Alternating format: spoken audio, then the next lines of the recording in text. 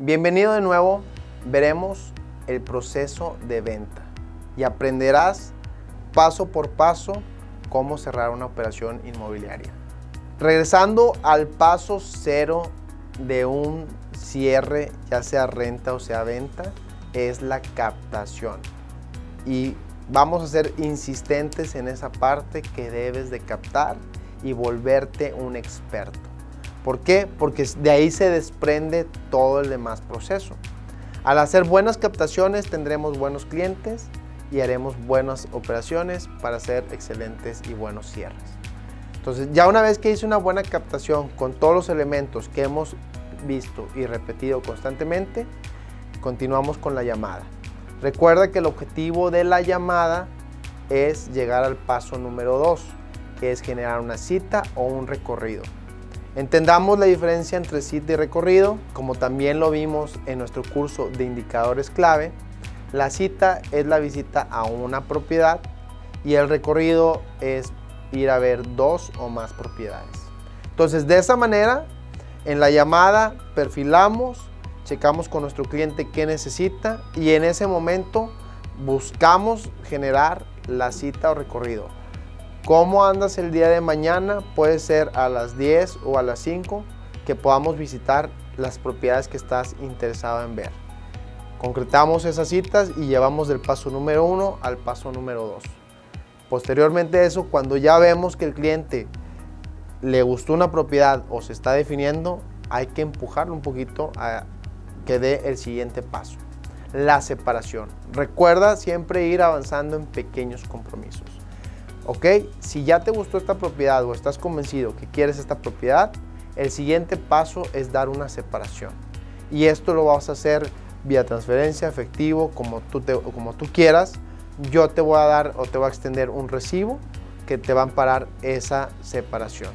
De esa manera también explicarle que nuestro recibo, que en caso de que él se eche para atrás o decida no continuar con el proceso, bueno, va a perder ese dinero porque nosotros ya estamos sacando del mercado esa propiedad. Y bueno, tiene un costo que ya va a pasar tiempo, que tenemos que decir a otros clientes que no, que el hecho que él se retracte, bueno, pues la penalización es lo que dio de separación. Ser muy claros desde el principio con eso. Posteriormente a la separación, que eso puede ser algo mediático, es importante ir recabando la información, tanto de la parte vendedora como de la parte compradora. Esto para poder determinar una promesa de compra-venta. Y esta promesa es un paso antes al cierre o firma de la escritura. ¿Qué pasa en la promesa de compra-venta? Bueno, las partes establecen los términos, condiciones, tiempos y precio pactado para poder llevar a cabo esta operación. Es importante que se haga la brevedad posible porque es ahí donde tú como vendedor aseguras la venta. En estos procesos, por lo general se acostumbra a dar entre un 10 y un 20% de anticipo o de pago al momento de la promesa. Y bueno, ya pasamos de la separación a una promesa, un grado mayor de compromiso. Durante ese tiempo también depende de las personas, bueno, podemos asegurar un monto mínimo que sea representativo en base a la operación. Puede ser que te digan, oye, yo no quiero dar el 20%, ni siquiera el 10%. Bueno, si es una operación de 3, 4, 5 millones, probablemente con 100 mil pesos podamos asegurar la promesa o quizás 200 mil pesos.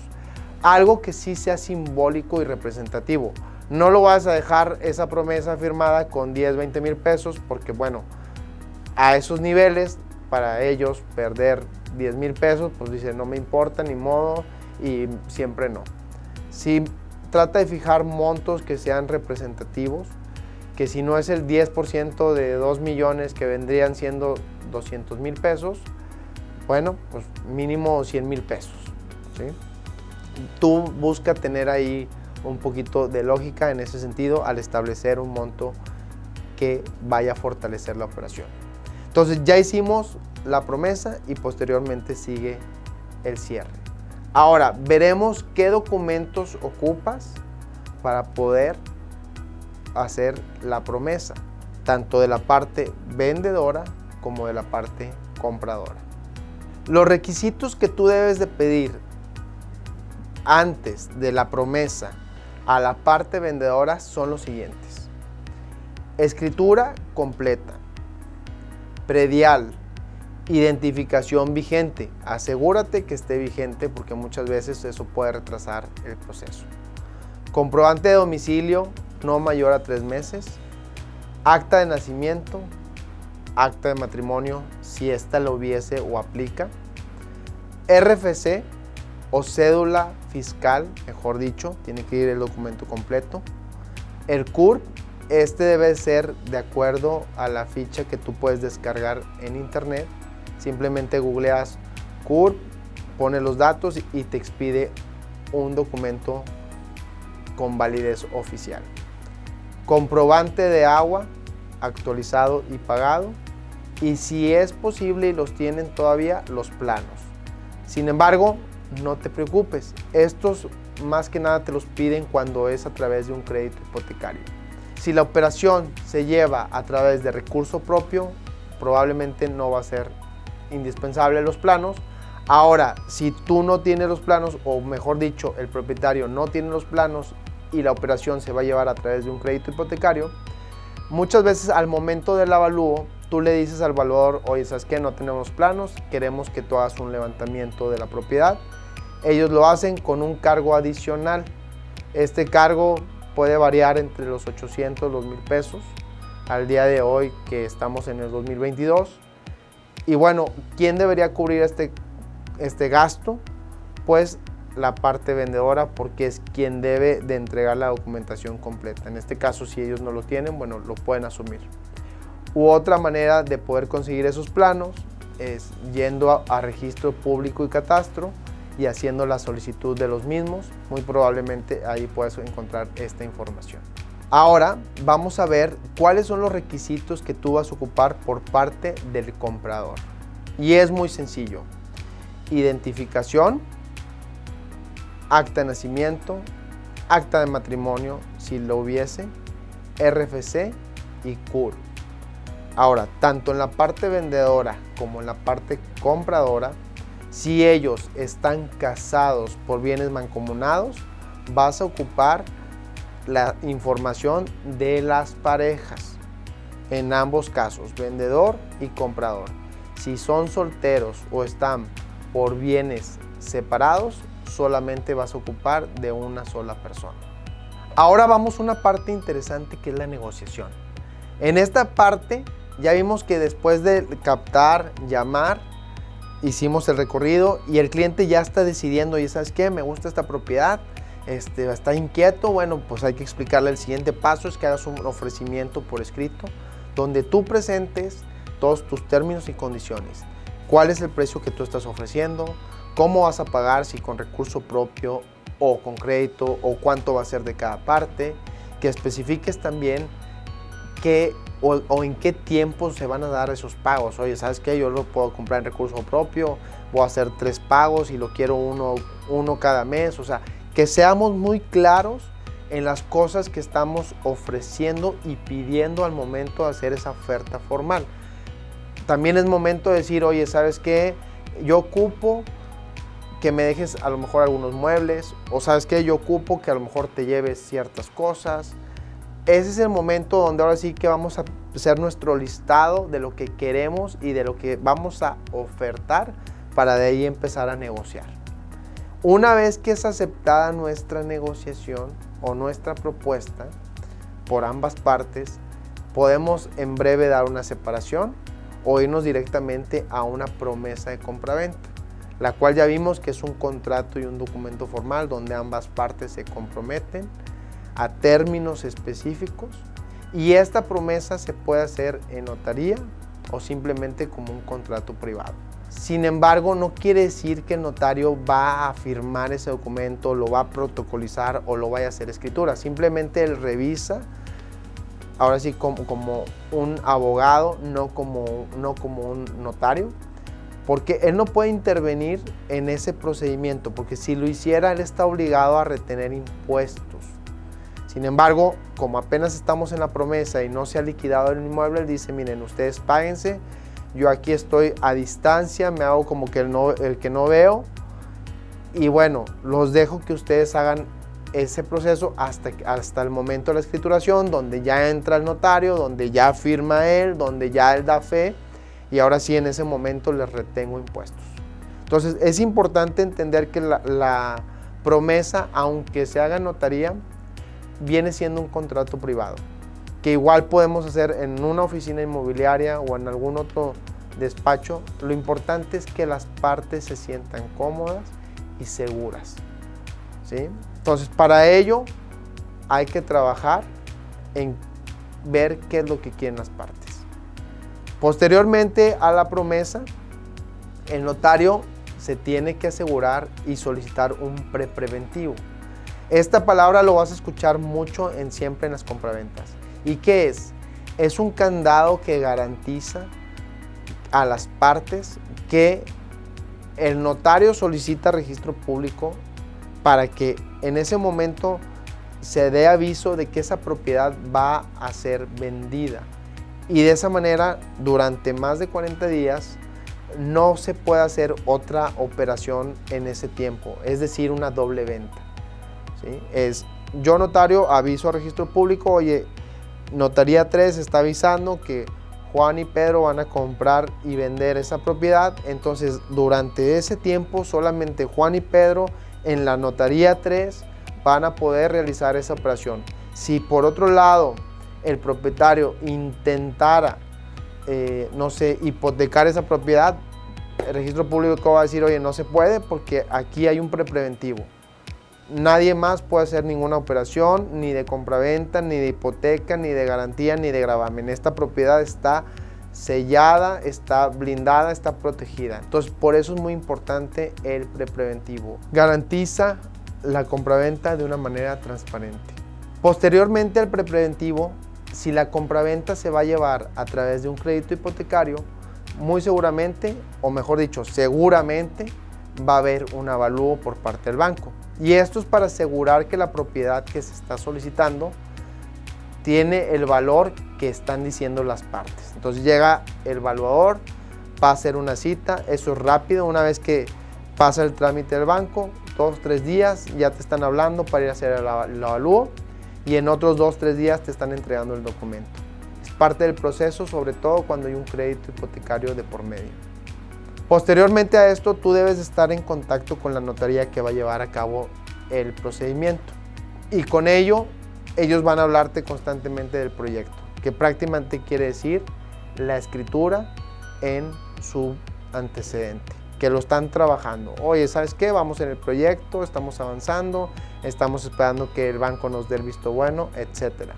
Pero en ese momento ya la notaría va avanzando. Tú solamente tienes que asegurarte de que las cosas vayan en orden y estar al pendiente tanto del comprador como del vendedor. Otra cosa importante es solicitar un cálculo de impuestos, tanto para la parte vendedora como la parte compradora. Y esto porque es determinante en las operaciones de compraventa. Muchas veces, si el vendedor no está de acuerdo con la suma que él va a pagar, se puede caer la operación. Y en ese momento, o por esas causas, también tenemos alternativas de cómo ayudar a los vendedores a disminuir, inclusive exentar su pago de impuestos. Ahora, vamos a ver qué impuestos paga el vendedor y qué impuestos paga el comprador. El vendedor va a pagar el ISR, que es el impuesto sobre la renta. Y esto lo paga o se determina del valor que él compró al valor que está vendiendo. Es decir, si yo tengo una propiedad que compré en 5 millones y la vendo en 7, yo voy a pagar únicamente sobre el valor que yo estoy teniendo de utilidad, es decir, 2 millones de pesos. Ahora, es importante saber que existe un derecho, que es el derecho para exentar impuestos al momento de vender. Y este derecho lo tiene el vendedor. ¿De qué manera y qué elementos requiere? Bueno, el vendedor puede exentar impuestos cada 3 años. Otro factor importante es que tiene que demostrar que él vivía en esa propiedad. ¿Y cómo demuestra eso? a través de una identificación oficial con domicilio en esa propiedad, a través de los recibos de CFE que estén a su nombre y de esa propiedad. Es importante que estos recibos tengan el RFC especificado en la cadena del XML, que bueno, eso lo solicitas o lo haces llamando al 071 y solicitas que te pongan el RFC en los documentos tanto de la factura como el XML. Y otra parte importante que debes de saber para exentar impuestos es que la propiedad no puede exentar las 700,000 UDIs, es decir, aproximadamente 4.7 millones por persona. Ese es un dato también importante, porque si la propiedad está a nombre del esposo y la esposa por bienes mancomunados, entonces cada uno tendrá el derecho de exentar y cada uno podrá exentar la cantidad de 4.7 millones o, mejor dicho, 700,000 UDIs. Entonces, en este caso, 4.5 y 4.5 puedes exentar una propiedad de arriba de 9 millones de pesos. Entonces, estos son los elementos para poder exentar impuestos. Que no hayas vendido o que no hayas ocupado este derecho en los últimos 3 años, que tengas manera de comprobar que vivías ahí, que no supere el monto de los 700,000 UDIs o 4.7 millones y que sepas que este derecho es por persona. Por otro lado, también cuando la parte vendedora no puede exentar o el monto de la operación supera los 700,000 UDIs, bueno, también hay otros mecanismos, como puede ser un avalúo de mejoras, que de esa manera te lo explico resumido. Un avalúo de mejoras consiste en que si yo compré una propiedad en 5 millones y la voy a vender en 7, yo puedo demostrar ante el notario a través de un avalúo de mejoras que esa propiedad que yo compré en 5 millones, bueno, remodelé baños, pisos, cocina, fachada y eso me representó un costo. Entonces, de esos 5 millones que yo compré la propiedad, me tuve que gastar o le invertí 1,5 millones y ahora la estoy vendiendo en 7 millones. Entonces, mi utilidad no es sobre 2 millones, sino por 500,000 pesos. Sobre eso me van a determinar a mí el pago de ISR. Y es importante que veamos siempre la estrategia respecto al ISR, porque si no, nos pueden cobrar hasta el 30% sobre la utilidad que tengamos. Imagínate aquellos herederos que tienen una propiedad que a lo mejor se escrituró en 3 millones de pesos y que hoy en día puede costar 15 millones de pesos. Su utilidad del 30% se puede ir muy alta. Entonces hay que tener claro cómo poder ayudarlos y también preguntar al notario qué mecanismos, qué herramientas hay que pueda beneficiar a nuestro cliente. Por otro lado, tenemos los impuestos y los gastos del comprador. Veamos, si yo voy a adquirir esa propiedad, hay que considerar que no solamente es pagarla, sino también el gobierno me va a costar y el notario y otros gastos. Entonces debemos de contemplar entre el 4 y el 5% del valor de la propiedad en cuanto a gastos por adquirir un inmueble. ¿Y esto por qué? El 3% es de ISAI, el impuesto sobre adquisición de inmuebles. Y este impuesto es un impuesto municipal. Entonces, aquí en Nuevo León es del 3%. En otros estados puede ser del 2%. Además de eso, debemos de contemplar gastos de inscripción de derechos en registro público, los gastos del notario y otros que pueden surgir en el proceso. Entonces, yo siempre te recomiendo dile a tu cliente que contemple entre el 4 y el 5% adicional al valor de la propiedad para que esté preparado y al momento de la escritura no sea una sorpresa. Al momento de escriturar, en la práctica se acostumbra en ocasiones escriturar por abajo del valor de la operación. Es decir, si yo voy a vender la propiedad en 7 millones, pues bueno, a veces se negocia entre las partes, oye, ¿sabes qué? Vamos a escriturar a 5,500, dame el resto por fuera, para que ahorremos un poco de impuestos. Importante que sepas que tú puedes aceptar o recibir en efectivo únicamente 8,025 UMAS, es decir, aproximadamente 720,000 pesos. Esta cifra va cambiando año con año, ¿sí? Y se va actualizando. Entonces, de ese dinero que yo voy a recibir en efectivo, únicamente 720,000 pesos son comprobables que yo puedo ingresar a mi cuenta, ¿sí? Ahora, si yo voy a escriturar, o mejor dicho, la operación real es de 7, voy a escriturar en 5,5 millones, este remanente lo ideal es que sea en efectivo. Sobre los 5,500,000 que estoy recibiendo, 720,000 pesos pueden ser efectivo y ese efectivo yo lo puedo depositar. El otro restante, ese no, lo tengo que guardar o ver dónde ponerlo de alguna otra manera.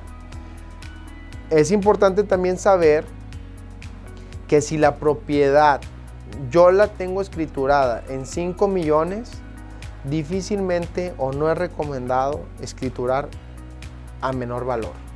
Digamos que se compró en 5 millones, nos queremos ir a una escrituración de valor catastral de 3 millones, no es lo recomendable, porque si tú escrituras muy abajo, el comprador tiene que pagar un ISR.